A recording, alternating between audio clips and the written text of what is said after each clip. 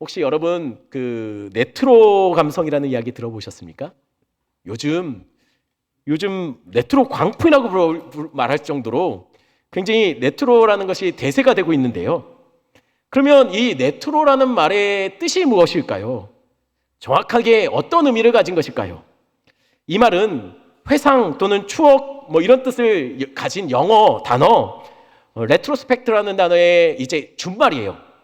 그래서 말하자면 무언가 옛것을 그리워하고 따라하려는 추억하려는 성향들을 바로 레트로라고 말합니다. 쉽게 말하면 복고풍이에요. 복고풍. 이전에 봤을 때는 참 촌스러웠는데 근데 그것이 추억에 같이 버무려지니까 좀 특별한 의미로 다가오는 것이죠. 그게 레트로 현상이라는 것이에요. 그 대표적인 예로 요즘 드라마 중에 오징어 게임이라는 드라마가 굉장히 기독교에 대해서 안 좋게 얘기하는 드라마지만요. 이 드라마가 인기를 끌면서 한동안 보이지 않던 것들이 갑자기 문구점이나 마트에 보이기 시작했습니다. 그게 뭡니까? 바로 요 달고나 세트. 그 다음 또 뭐죠? 구슬치기. 요즘 아이들이 또 딱지도 접더라고요. 그리고 술래잡기 또는 무궁화꽃이 피었습니다. 뭐 이런 것을 한다는 것이에요. 여러분 이게 옛 추억을 떠올리게 하는 대표적인 레트로 감성을 이용한 마케팅이라고 할 수 있는 것이죠. 그런데 여러분 그거 아십니까? 이스라엘도요 매년마다 이 레트로 감성에 충만해지는 때가 있었어요. 그게 언제입니까? 바로 초막절이에요. 초막절. 그럼 초막절은 어떤 날일까요? 여러분 초막절이 어떤 날입니까? 지금으로 말하면 이게 추수감사절과 같은 의미예요. 초막절은 이스라엘에게 있어서 1년의 모든 추수가 다 마무리되고 거두어들인 열매를 창고에 보관하는 날, 쌓아두는 날이 바로 초막절이라고 합니다. 그래서 초막절은요 또 다른 이름이 있는데 바로 수장절이에요. 수장절. 거둘 수, 보관할 장 해서 수장절로도 불려집니다. 아니 그러면 여러분 수장절 이름 괜찮죠? 추수감사절도 괜찮은 것 같아요. 근데 초막절은 좀 그렇지 않습니까? 굉장히 없어 보이지 않나요? 괜찮나요? 아니 왜 뭐 그냥 감사절이라고 하든지 아니면 수장절이라고 하면 되는데 왜 초막절이라고 이름 붙여서 그렇게 부르는 것일까요? 그 이유는요 이 초막절에 온 이스라엘 백성들이 전부 다 집 놔두고 바깥에 나와서 초막 짓고 일주일 동안 지내기 때문이에요. 그래서 초막절이에요. 아니 그래도 그렇지 집 놔두고 얼마 전에 저희 막내가요 잠을 자는데 추워 보였어요. 그래서 제가 난방 텐트를 하나 사주었습니다. 그랬더니 이 녀석이 엄마에게 조용히 와서는 엄마 귀에다가 그렇게 얘기하더래요. 어머니 지금이 21세기인데 왜 나는 19세기처럼 움막에 삽니까? 아니 우리가 뭐 길바닥에 텐트 치고 자라고 한 것도 아니고 생각해서 했는데 불평하더라는 거예요. 아니 왜요? 왜 그랬겠습니까? 여러분 텐트 하면 좀 없어 보이잖아요. 아무래도 좀 뭔가 없어 보이기 때문이에요. 그러니 이상하다는 것이에요. 왜 이스라엘에게 하나님은 멀쩡한 집을 놔두고 일주일 동안 바깥에 나가서 움막 짓고 살라고 하는 것일까요?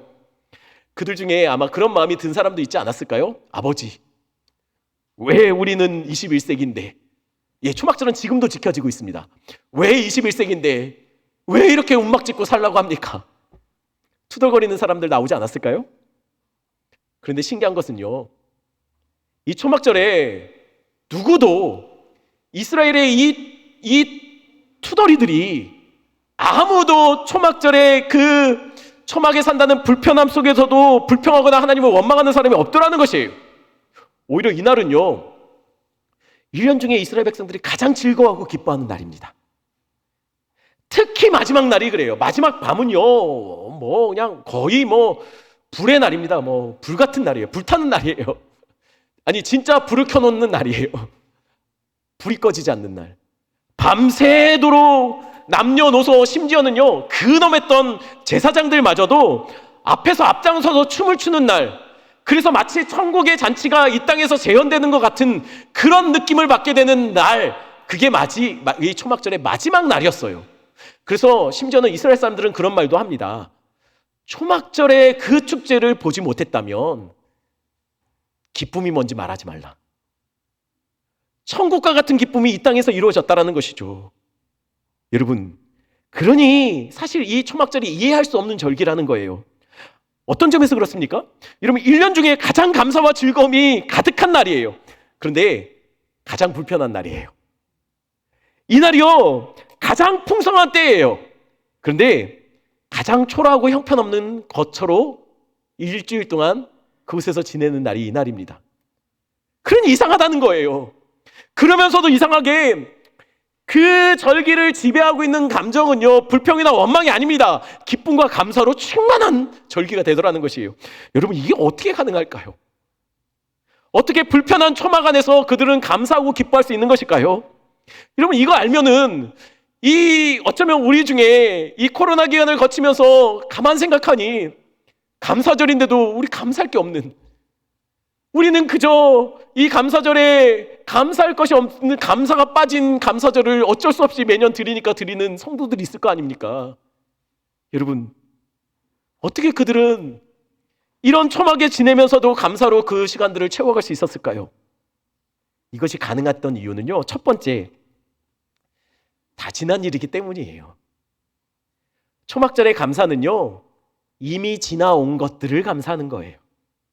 다 지났다는 얘기예요. 뭐가 다 지났을까요? 레위기 23장 42절 43절 말씀 한번 읽어보겠습니다. 너희는 이래 동안 초막에 거주하되 이스라엘에게 난 자는 다 초막에 거주할지니 이는 내가 이스라엘 자손을 애굽 땅에서 인도하여 내던 때에 초막에 거주하게 한 줄을 너희 대대로 알게 함이니라. 나는 너의 하나님 여호와니라. 여러분, 초막절은 무엇을 기억하는 날입니까? 광야의 삶을 기억하는 날이에요. 광야에서도 초막 짓고 살았던, 그러면 여러분, 이 초막절은 어디서 지킬까요? 광야겠습니까? 아니요, 약속의 땅에 들어와서 지키는 것이 초막절이에요. 그러니 약속의 땅, 이미 광야를 통과하고 이미 그것을 과거로 둔 사람들이 약속의 땅에 들어와서 이 절기를 지키면서 예전에 하나님께서 광야에서 우리를 지켜주시고 보호해 주시고 먹이시고 입혀주시고 우리를 살려주신 은혜, 그 이미 지난 그 고난을 생각하며 하나님께 감사하는 절기가 바로 이 초막절이라는 것이에요.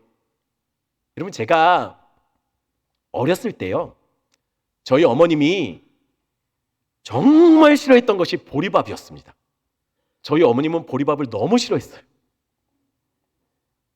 그래서 저희 집은요, 아무리 쌀이 떨어져서 아무리 가난해서 먹을 것이 없다 할지라도 굶으면 굶었지 밥은 늘 쌀밥이었습니다. 근데 혹시 여러분 기억하실지 모르겠습니다. 저는 국민학교를 나왔는데요, 초등학교가 아니고 국민학교 시대를 살았는데요, 그 당시에는 우리나라에 쌀이 많이 부족해서 쌀과 잡곡을 혼합해서 먹는 혼식을 장려하는 운동이 있었어요. 그래서 학교에서 점심시간이 되면 선생님들은 요만한 자, 30cm 자를 들고 다니면서 자, 도시락 다 뚜껑 열어라 돌아다니면서 혼식을 했는지 안 했는지를 검사했습니다. 기억나시죠? 여러분, 혼식 안 했으면 어떻게 되죠? 손 내라 해가지고 맞아요. 그때는 그랬어요. 혼식 안 하면 되게 잘못한 줄 알았어요. 그래서 저는 많이 맞았습니다. 그러니 제가 어떻게 했을까요? 맞다 보니까 요령이 생기는 거예요. 목사가 이러면 안 되는데 그때 목사 아니었으니까 제가 어떻게 했냐면요, 한 1, 2교시 지나면은요, 제 짝꿍한테 너 도시락 좀 열어봐 해가지고 보리 있지 않습니까? 보리. 걔는 혼식을 했거든요. 보리를 빼서요, 제 도시락에 보리박기를 했습니다. 지혜롭죠? 선생님이 그러면 항상 지나가면서 애매한데 가우뚱하면서 지나갔어요. 살았어요. 여러분, 아니 그런데도 왜 우리 어머니는 혼식을 안 했을까요? 왜냐면은요, 저희 어머님이 자라날 때는 이 보리가 늘 먹던, 아니 먹을 수밖에 없던 그 보리밥이 저희 어머니는 너무 싫었대요. 너무 질리고 너무 싫었대요. 그것만 생각하면 막 저희 어머니는 그래서 쌀밥을 고집한 거예요. 어려울 때 늘 먹었던 그 보리밥이 싫었다는 것이죠. 그런데 제가 결혼하기 전이었던 것 같아요. 어느 날 어머님이 아주 좋은 식당이 생겼다고 밥 먹으러 가자고 저를 보고 따라 나오라고 했습니다. 제가 따라갔거든요. 그래서 도착한 곳이 어디였겠습니까? 예, 맞아요. 여러분 생각하는 거. 그 식당에 도착한 거예요. 보리밥 전문집. 어머님은 식당에 앉자마자 뭐 시킬 게 없죠. 보리밥밖에 없으니. 보리밥을 시켰는데 보리와 막 여러 가지 나물들이 막 상에 깔렸습니다. 그러니 어머님이 저를 보더니 뭐하냐? 비벼. 보리밥은 나물에다 참기름 넣고 열심히 비비면 진짜 맛있다고. 어머니 실컷 비비시더니 한 숟갈 딱 드시더니 이렇게 말했어요. 와, 그때 그 맛이다. 아니, 보리밥으로 저희 어머님이 레트로 감성에 충만해지신 거예요. 아니, 왜 갑자기 어머니는 보리밥이 맛있어졌을까요? 알고 보니까요, 저희 어머니는 보리밥이 싫었던 게 아니에요. 보리밥을 먹어야 했던 현실이 싫었던 거죠. 그런데 지나고 보니까 한때 그랬던 기억조차 하기 싫었던 그 현실이 지나고 보니까 그냥 그렇게 살았었는데 라는 마음이 들더라는 거예요. 추억이 되더라는 것이죠. 왜입니까? 다 지났기 때문이에요. 지난 일이니까 그런 거예요. 여러분, 매일 먹어야 되는 보리밥은 하나도 안 즐겁습니다. 하나도 맛이 없어요. 그러나 가난과 암울했던 삶을 다 지나고 나서 내가 찾아서 먹는 보리밥은요, 추억과 감사로 비벼진 특별한 맛을 냅니다. 여러분, 이스라엘도 그랬을 거예요. 이스라엘이 매일 광야에서 밤에 잠들고 낮에 눈 떠야 되는 초막이라는 현실은요, 하나도 감사할 수 없는 현실이었을 거예요. 그것은 매일 나를 불행한 사람처럼, 나를 실패한 인생이라고 그렇게 여기기에 충분한 현실이 바로 초막이라는 현실이었을 겁니다. 그러나 광야를 통과하고 예루살렘에서 자청하여 그들이 초막을 짓고 일주일 동안 이미 끝난 고난을 생각하며 들어가서 지내는 일주일간의 이 초막의 삶은요, 마치 저희 어머님의 보리밥처럼 절망도 추억과 감사로 만들게, 그렇게 내 인생의 또 특별한 경험으로 버무려진 독특한 고백이고 간증이 되는 시간이 되었을 거라는 것이죠. 왜요? 다 지나간 일이기 때문이에요. 그때는 이렇게도 살았는데, 그때는 어째 그렇게 살았을까? 그래도 그때가 지금 생각하니까 참 좋았다. 왜요? 아니, 어떻게 광야가 좋습니까? 여러분, 광야만큼 하나님의 구원을 경험했던 적이 이스라엘에게 또 있었을까요?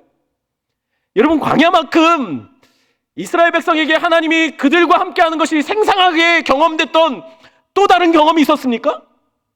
매일 아침에 되면은요, 어김없이 수북하게 쌓여있는 하나님이 쏟아부어 주신 만나가 그들 주변에 내려와 있었어요. 그거 거두면서 이스라엘 백성들이 무슨 생각했겠습니까? 와, 하나님 우리 잊지 않으셨구나. 오늘도 살았다. 또한 죽을 것 같은 갈증이 밀려오면 하나님은 어김없이 반석을 깨서라도 그들에게 물 내어 마시게 해주셨다는 거예요. 아니, 어떻게 광야에서 물이 터집니까? 역시 하나님이 살려주신 거예요. 매일 하루하루 사는 것이 은혜 아니면 살 수 없는 그 광야에서 이스라엘 백성들은 은혜로 살아갔다는 것이에요. 그러니 그 모든 광야를 다 통과하고 나서 약속의 땅에 들어와서 초막에서 보내는 일주일의 삶은 이렇게 고백할 수밖에 없는 특별한 경험이겠죠. 그때 이렇게 살았는데 하나님이 우리를 살리셨네. 여러분, 우리에게도 그런 광야가 있지 않았습니까? 돌이켜보면 그때 그거 어떻게 살았을까? 그런 경험들이 여러분들 안에 다 있지 않습니까? 지나보고 보니 그때만큼 우리가 간절하게 기도했던 적이 없었던 것 같아요. 그때만큼 절박하게 예배했던 적도 없었던 것 같습니다. 그리고 그때만큼 예배의 자리에서, 기도의 자리에서 하나님이 우리를 뜨겁게 만나 주셨던 적도 그때만큼 근환한 적이 없었던 것 같아요. 그때는요, 그저 하나님께 아버지 한번 외치면 그렇게 좋았는데, 그렇게 눈물이 나고, 그렇게 하나님이 우리의 마음을 위로하시고 만져주시는 것이 경험되었는데, 그때는 몰랐다는 거예요. 잘 몰랐다는 거예요. 하루하루 사는 것이 버거워서, 하루하루 눈 떠지는 것이 너무 싫어서 밀려오는 독촉장, 당장 해결해야 될 문제들, 여기저기 뻥뻥 터지는 감당할 수 없는 여러 가지 사고들과 문제들, 그것들 때문에 하루하루 버티는 것도 힘들어서 그것이 은혜인지 잘 못 느끼고 살았다는 것이에요. 그런데 다 지나고 나니 알겠더라는 것이죠. 그때 어떻게 살았을까? 그때 그 기가 막힌 상황 속에서 우리는 어떻게 살았을까? 하나님 아니면 못 살았지. 이 모든 것이 하나님의 은혜였다는 것이죠. 초막절이 이스라엘에게 그런 날입니다. 광야를 통과하고 났더니 그 약속의 땅에 들어와서 광야의 삶을 돌이키며 하나님 감사합니다. 하나님이 우리를 살리셨네요. 하나님이 우리를 그 광야에서도 지켜주셨네요. 라고 고백하고 감사하는 절기가 바로 이 초막절이라는 거예요. 여러분, 이 감사는요, 통과한 사람들만이 할 수 있는 감사예요. 통과하지 않은 사람과 통과한 사람은 여러분 전혀 다른 밀도의, 순도의 감사를 드릴 수 있는 것이죠. 제 기억으로는 제 초등학교 체력장의 마지막은 항상 오래 달리기였던 것으로 기억합니다. 오래 달리기 어떻습니까? 제일 싫어하는 종목이죠. 왜요? 오래 달려야 하는 만큼 오래 버텨야 하기 때문입니다. 쉽지 않은 종목이었던 것 같아요. 그런데 끝까지 완주하는 아이들에게는 선생님은 꼭 손에 이 도장을 찍어줬어요. 이런 도장을 찍어줬어요. 참 잘했어요, 담임. 이게 뭐라고? 뭐 이거 찍어준다고 뭐라고? 뛰기 전에는요, 이런 거 찍어주면 아유, 이게 뭐라고?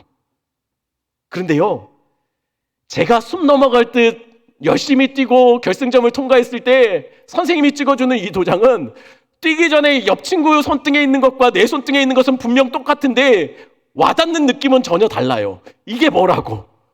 이거 찍었더니요, 막 뿌듯해요. 막 뭐 한 것 같아요. 무슨 에베레스트 상이라도 제가 막 올라 정상에 깃발 꽂는 느낌이 이 도장 안에 느껴지더라는 것이에요. 여러분, 이건 완주한 사람이 아는 거예요. 버텨낸 사람이 아는 거죠. 여러분, 올 한 해 여러분들 참 수고 많으셨습니다. 여러분 많이 고생하셨어요. 여기 앉아 계시는 분들은 어쩌면 올 한 해가 정말 기가 막힌 삶을 정말 잊고 싶고 빨리 지났으면 좋겠다라고 생각하는 그런 한 해를 보내신 분도 있을지도 모르겠어요. 그래서요, 여러분들 혹시 이 예배 현장, 오늘 추수감사절 예배 들어오실 때 혹시 다 받으셨나요? 혹시 여러분 손등에 그거 받으셨나요? 한번 손등 보세요. 손등 있죠? 한번 손등 한번 보세요. 예, 찍혀 있습니까? 안 보이나요? 다 이거 찍어 주셨는데 참 잘했어요, 하나님. 우리 하나님 마음이 그러실 거예요. 여러분들 추수감사절 1년을 돌아보는 이 한 해의 마지막 마무리하는 이 절기에 하나님 마음이 여러분들을 향해서 이런 마음일 거예요. 격려해 주시고, 아유 수고했다. 아유 올 한 해 많은 가슴앓이 했을 텐데, 건강의 어려움 때문에 많이 힘들었을 텐데, 연약해진 가족들 돌보느라고 자기의 삶도 제대로 챙기지 못했을 텐데, 올 한 해 긴 코로나의 기간을 견디며 마음 많이 지쳤을 텐데, 그래서 우리 하나님이 이 도장 여러분들에게 다 보이지는 않았겠지만 다 찍어주셨을 거라는 거예요. 다들 수고 많이 하셨습니다. 우리 옆 사람에게 한번 이렇게 격려했으면 좋겠습니다. 참 잘했어요. 이런 반말 같지 않습니까? 그러니까 이런 말을 한번 더 했으면 좋겠습니다. 라고 하나님이 말씀하셨어요. 여러분 정말 수고 많이 하셨습니다. 혹여나 어쩌면 여기 앉아있는 분들은 추수감사절이지만 여전히 나는 여전히 광야에 머물러 있는 것 같고 여전히 다 통과하지 못하는 이 고난의 시간들을 견뎌야 되는, 완주하지 못하신 분들이 있을지도 모르겠습니다. 그러나 좀만 힘내십시오. 좀만 더 버티십시오. 우리 하나님은요, 제가 아는 우리 하나님은요, 결코 그의 백성을 그 광야에 내던지시고 그냥 두시는 분이 아니십니다. 하나님은 반드시 그 광야를 그의 백성들과 함께 통과해 주실 것이라는 거예요. 아마 지나고 나면 그때는 그렇게 느끼실 거예요. 저희 어머님의 보리밥처럼 그때는 힘들었었는데 그것이 추억으로 잘 버무려져서, 아유, 그때는 우리 하나님이 나를 그렇게 돌봐주셨는데, 이렇게 고백할, 간증할 때가 오게 될 것입니다. 두 번째로 초막절이 감사절이 되는 이유는 어차피 다 지나갈 일이라는 거예요. 여러분, 우리의 광야의 고난은 어차피 끝날 순간이 옵니다. 시간 문제라는 거예요. 그러면 버티면 이기는 거죠. 우리의 광야는 아직 다 안 끝났을 수도 있습니다. 그러나 여러분, 그래서 우리가 생각할 때 추수감사절이 됐지만 우리가 주님 앞에 드릴 감사가 없는 분도 있을지도 모르겠어요. 그러나 기억하셔야 될 것이 있습니다. 여러분, 광야에 특산물이 있어요. 아니, 무슨 광야에 열매가 있겠습니까? 라고 생각하실 수 있겠는데, 광야에는 특산품이 있습니다. 어디에 열리는 것보다 이 광야에서 열리는 것이 가장 최상급으로 쳐주는 것이 있어요. 그게 무슨 열매냐면 감사 열매입니다. 여러분, 감사 열매는요, 광야에서 가장 최상급의, 가장 값진 것이 맺혀져요. 왜냐면 열매라는 게 그렇지 않습니까? 찬바람도 맞고 뜨거운 햇살을 좀 막 계속 번갈아 가면 정신 못 차릴 정도로 막 내리쬐야 열매 당도가 올라가는 거 아닙니까? 그러니 여러분, 광야 기간에 그때 드리는 감사가 진짜 맛있는 감사예요. 여러분, 이왕 드리실 거면 하나님 앞에 광야에서, 여전히 광야라도 그곳에서 하나님 앞에 감사하시는 여러분 되기를 간절히 축원합니다. 하나님은 여러분, 언제 이스라엘 백성들에게 초막절을 지키라고 명령하셨을까요? 아무래도 초막절이니까 농사를 짓게 된 약속의 땅에 들어가고 난 이후에 하나님은 이스라엘 백성들에게 너희들 초막절 지키라 명령하셨을까요? 아닙니다. 여러분, 초막절을 지키라는 하나님의 명령은요, 이스라엘이 막 출애굽했을 때 시내산에서 받은 거예요. 십계명과 함께 그때 받은 겁니다. 여러분, 그렇다면요, 아직 광야 생활은 40년이나 남았어요. 아직 초막절을 지키려면 아직 40년 이상이 넘게 남았다는 거예요. 그런데 하나님은 광야에서 이스라엘 백성들에게 초막절을 지키라고 명령하고 있더라는 것이죠. 그러니 이상하지 않습니까? 아니, 광야에서 무슨 농사를 짓습니까? 안 되죠. 아니, 거둘 열매가 없는데 무슨 수장절입니까?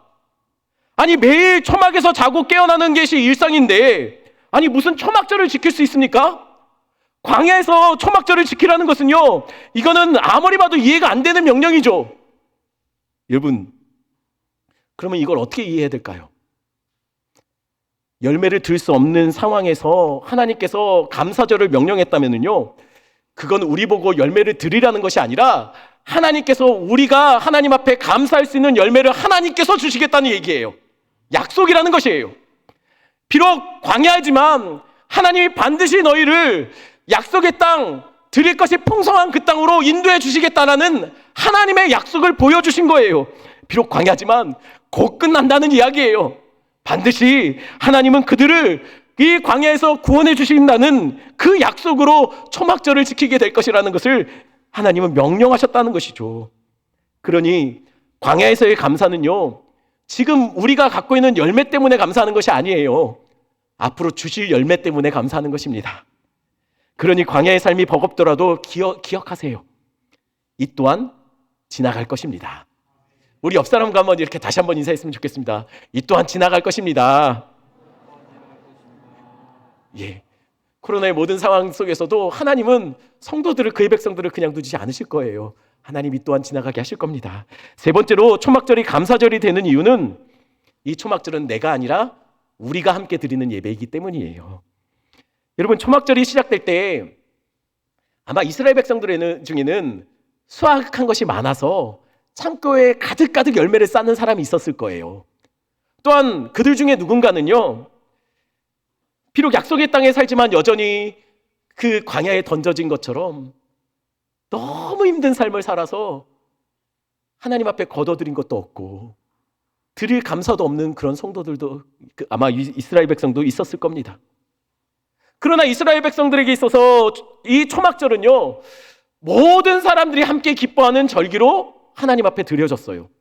이게 어떻게 가능할까요? 아니, 즐거워할 수 없는 사람이, 감사할 것이 없는 사람이, 손에 쥔 게 없는 사람이 어떻게 이 감사의 축제에 함께 감사로 나갈 수 있을까요? 신명기 24장 20절에 그리고 21절에 그 이유가 나옵니다. 우리 한번 같이 읽어볼까요? 내가 내 감람나무를 떤 후에 그 가지를 다시 살피지 말고 그 남은 것은 객과 고아와 과부를 위하여 남겨두며 내가 내 포도원의 포도를 딴 후에 그 남은 것을 다시 따지 말고 객과 고아와 과부를 위하여 남겨두라. 아니, 열매를 가득 맺은 사람과 거둘 아무런 열매가 없는 사람이 어떻게 함께 기뻐할 수 있을까요? 그 비밀이 여기에 있습니다. 뭡니까? 충분한 자들이 남겨두었다는 거예요. 모든 것을 다 내 것으로 삼지 않고 누군가 어려운 사람들을 위해, 나그네와 고아와 과부들을 위해 내가 거두지 않고 남겨둔 것이 있었다는 거예요. 레위기 19장 9절 말씀 제가 읽어드립니다. 너희가 너희의 땅에서 곡식을 거둘 때에 너는 밥 모퉁이까지 다 거두지 말고 내 떨어진 이삭도 줍지 말며, 또한 이들은 곡식을 거둘 때도 마찬가지였어요. 밥 모퉁이 한 구퉁이는 거두지 않고 낫을 대지 않고 그냥 남겨두었습니다. 그들은 곡식을 이삭을 거둘 때, 낯을 들고 거둘 때 떨어진 것이 있으면 줍지 않았어요. 오히려 일부러 이삭을 떨어뜨리기도 했습니다. 왜 그랬을까요? 그 이유는 이것이 필요하지 않아서, 이 열매가 실하지 않아서 버린 것이 아니에요. 내가 남겨둔 열매가 혹여나 누군가에게는, 감사할 것이 없는, 거둘 것이 없는 누군가에게는 감사의 열매로 거둬질 수 있기 때문이었습니다. 추수감사절은 한 해의 열매를 모아 창고에 드리는 날입니다. 그러나 또한 이 날은 누군가를 위해서 내 것을 포기함으로 남겨두는 날이기도 합니다. 그래서 우리 교회는 전통이 있죠. 절기 헌금에, 감사절기 헌금의 일정 부분을 어려운 사람들에게 나누어 주고 있어요. 또한 몇 년 전부터 우리는 추수감사절 때마다 우리는 사랑 나눔 박스에 그 박스를 채워가고 있습니다. 우리가 필요 없는 것이 아니라 우리의 쓸 것들을 우리가 다 쓰지 않고 소비하지 않고 우리의 몇몇을 남겨서 그 상자를 채워가는, 우리의 포기함으로 그 상자를 채워서 누군가가 그것을 기쁨으로 열매를 거둬갈 수 있도록 우리는 그런 일들을 하고 있더라는 것이에요. 우리의 남겨놓음이 누군가에게는 감사로 채워지게 됩니다. 그래서 이 사랑 나눔 박스 지금 우리가 계속 채워가고 있어요. 여러분, 왜 이렇게 해야 될까요? 신명기 24장 22절은 이렇게 말합니다. 한 목소리 읽습니다. 너는 애굽 땅에서 종되었던 것을 기억하라. 이러므로 내가 내게 이 일을 행하라 명령하노라. 하나님이 왜 이렇게 하라고 명령하고 있다고 말씀하고 있습니까? 우리가 그랬었거든요. 우리가 절망을 끌어안고 살았지 않습니까? 우리가 전쟁의 잿더미에서 살 소망이 없었지 않습니까? 그런데 하나님께서 주변의 나라들을 통해서 또는 몇 명 감동된 마음을 가진 사람들을 통해서 이 땅의 고아들, 이 땅을 섬길 수 있게 하셨지 않습니까? 그래서 여러분, 이번 감사절과 연결하여 우리가 광고 시간에도 들었던 것처럼 우리가 컴패션과 함께 컴패션 썬데이를 준비하고 있습니다. 우리나라는 전쟁의 절망에 사로잡혀 무너졌던 나라였죠. 그런데 하나님이 지금 우리를 마치 과거를 돌아보며 그때는 그랬었는데 하나님이 살려주셨네라고 고백할 수 있는, 하나님께서 우리를 살려주시는 은혜가 있었다라는 거예요. 우리가 어떻게 이곳까지 왔습니까? 우리가 어떻게 이렇게 살 수 있게 되었나요? 하나님이 살려주신 거 아닙니까? 그러니 이제 우리가 또 다른 누군가를 도와야 될 차례라는 것이에요. 이전에 우리처럼 여전히 절망과 가난으로 무너진 나라들의 어린 아이들의 영혼을 우리가 예수 사랑으로 섬겼으면 좋겠다는 것이죠. 여러분, 이것을 어떻게 할까요? 어떻게 하면 될까요? 우리가 취할 수 있는 것, 우리가 포기해서 우리의 것을 다 우리가 소비하지 말고 우리가 남겨놓음으로 누군가 그것을 소망의 열매로 거두어갈 수 있도록 우리가 좀 남겨놓자라는 것이에요. 여러분, 절대 부담이나 어려운 마음으로 하시는 거 아닙니다. 하실 수 있는 분들이 하시면 좋을 것 같아요. 그래서 컴패션과 함께 우리 교회가 앞으로 동역해 가려고 해요. 열방을 우리가 그렇게 아이들 한 명 한 명 가능하신 마음이 움직이시는 하나님이 그 마음을 주시는 그 여건과 상황이 되는 분들이 우리 나가시면서 보는 그 아이들의 얼굴을 보면서 기도하시며 다음 주에 작정을 하려고 합니다. 또 필요하면 우리는 이 세 개의 교회를 단기 선교팀을 꾸려서 좀 방문해서 그 지역을 바꿔놓고 우리가 섬겼던 아이를 직접 만나서 격려도 해주고 그러는 시간들을 좀 가지려고 해요.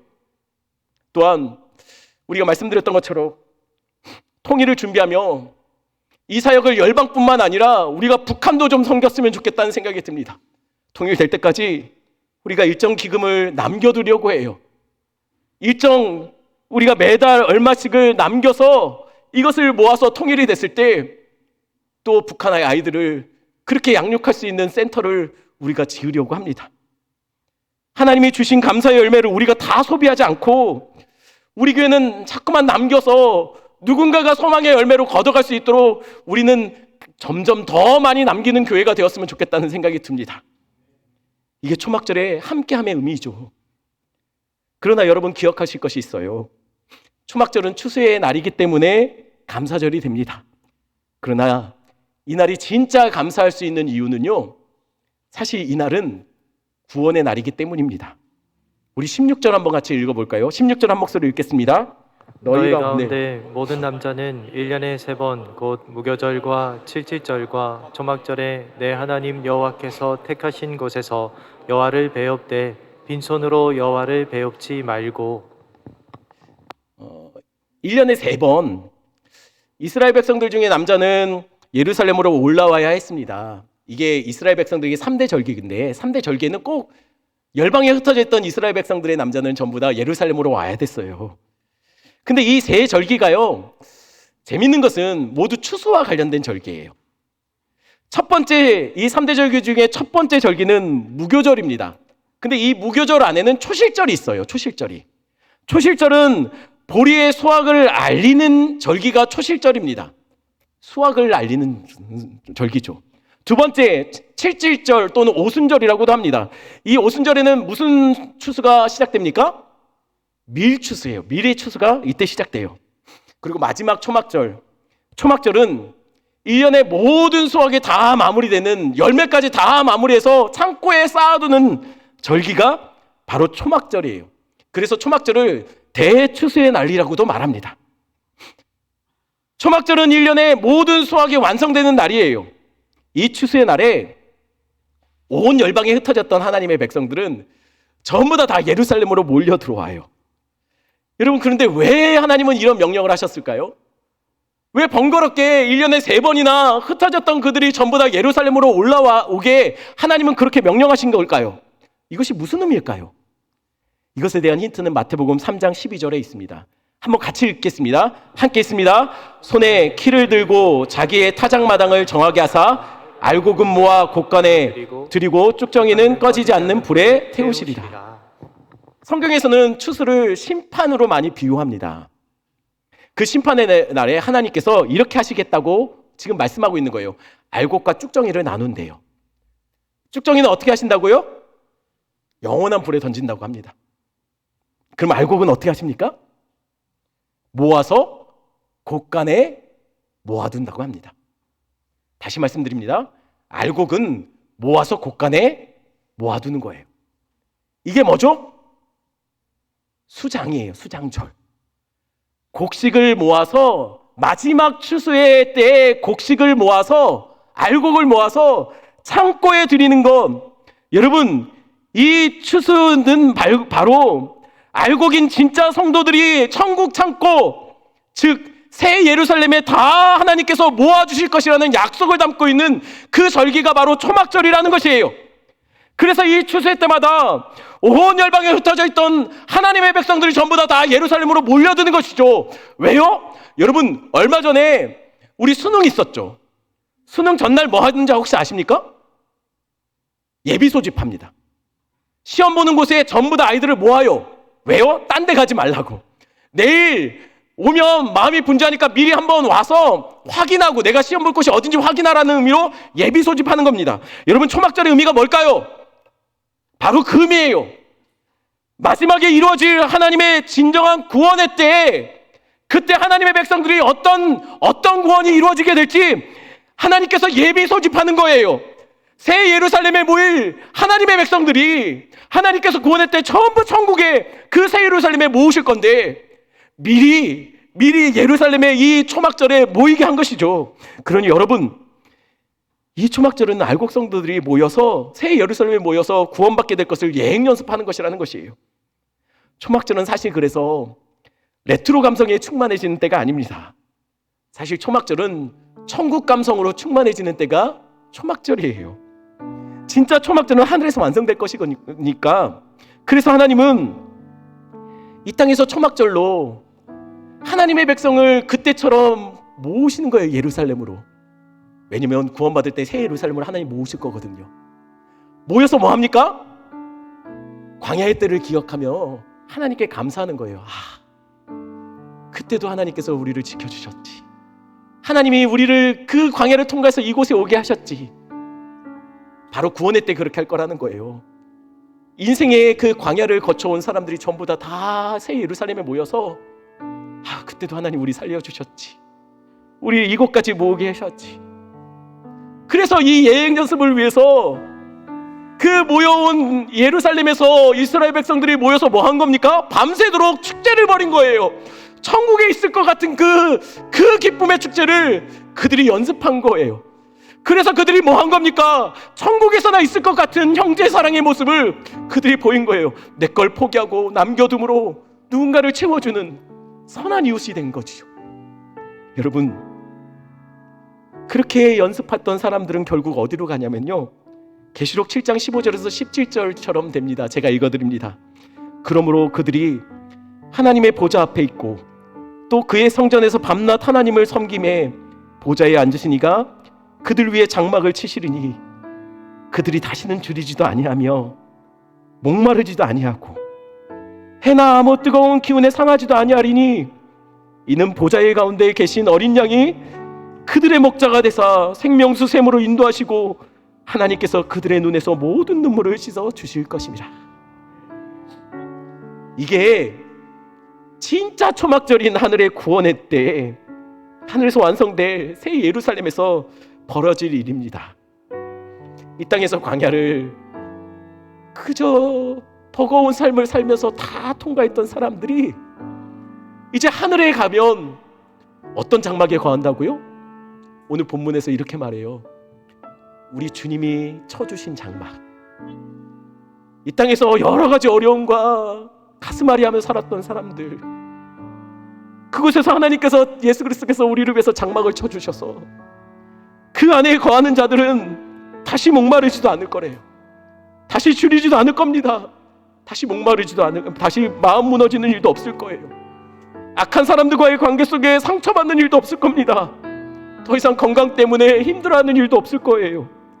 정신적으로 마음 무너지는 일도 없을 겁니다. 왜요? 하나님이 쳐신 장막은 흔들리지 않고 무너지지 않는 장막이거든요.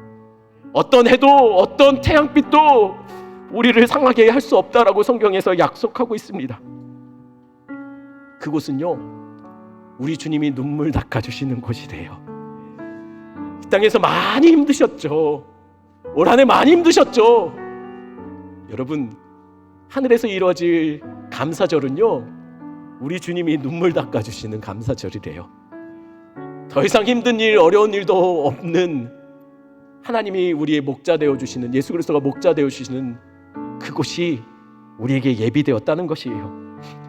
여전히 코로나의 기간이 다 끝나지 않아 힘들어하는 우리 성도들, 건강 때문에 힘들어하는 성도들, 올 한 해 어쩌면 누군가는, 가족 중에 누군가는 암 진단을 받아서 힘들어하는 성도들, 여러 가지 건강에 어려움이 생기고 사업에 실패하고 직장에 문제가 생긴 우리 성도들이 있습니까? 여러분, 이 또한 지날 겁니다. 그리고 하나님은 결국 이 광야의 모든 삶을 끝내고 났을 때 하나님께서 우리에게 거하실 진짜 초막절에 우리를 위해서 쳐놓으신 장막, 흔들리지 않고 무너지지 않는 장막이 있다는 거 여러분 믿음으로 붙잡고 이겨내시고 버티십시오. 우리 찬양 같이 합니다. 고단한 인생길